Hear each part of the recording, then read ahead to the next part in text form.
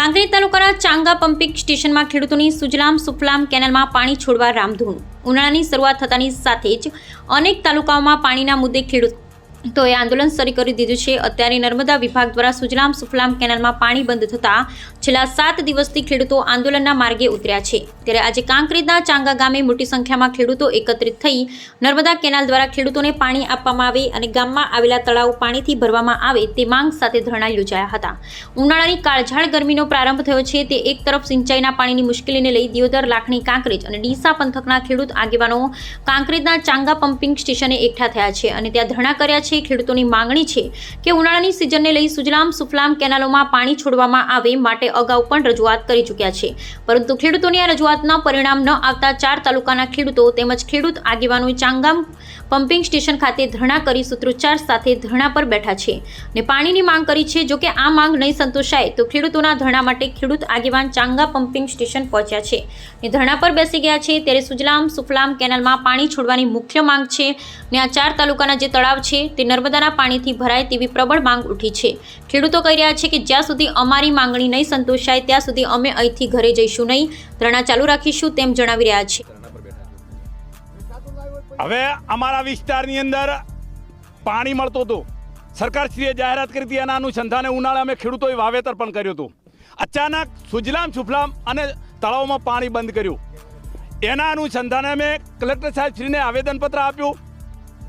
અમે રજૂઆત કરી કે તાત્કાલિક ચોકા પમ્પિંગ સ્ટેશન ચાલુ કરી અને સુજલામ સુફલામ અને તળાવમાં પાણી નાખે, પણ હજી સુધી નાખ્યું નથી। એના અનુસંધાને અમે અત્યારે ધરણા ઉપર બેઠા છે ચોકા પમ્પિંગ સ્ટેશને। અમે સરકારશ્રીને કહેવા માંગીએ છીએ કે તાત્કાલિક ચોકા પમ્પિંગ સ્ટેશને 6 પંપ ચાલુ કરી અને 1 મહિના માટે અમને ઉનાળાનું પાણી આપે એવી મારી માગણી છે।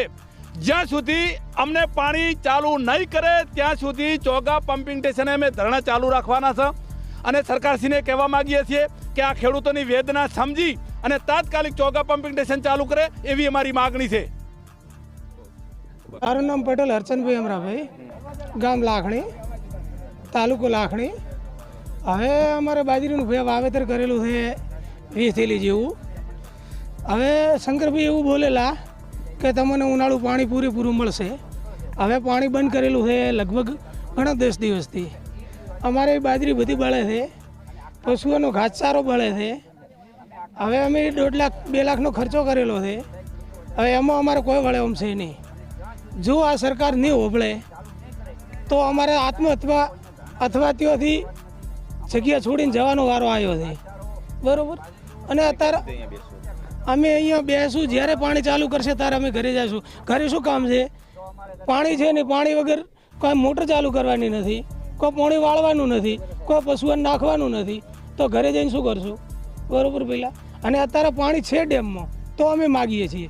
જો પછી એ ડેમમાં પાણી હશે ને વરસાદ આવશે તે પાણી વેડફાઈને દરિયામાં જશે, તો આના કરતાં ખેડૂતોને આપો તો એમને 2 પૈસા બચત થાય, એમના છોકરા નભે, એમના છોકરા ભણે, તો કોઈક કરતાં ખેડૂત આગળ આવે, કિસાન આગળ આવે।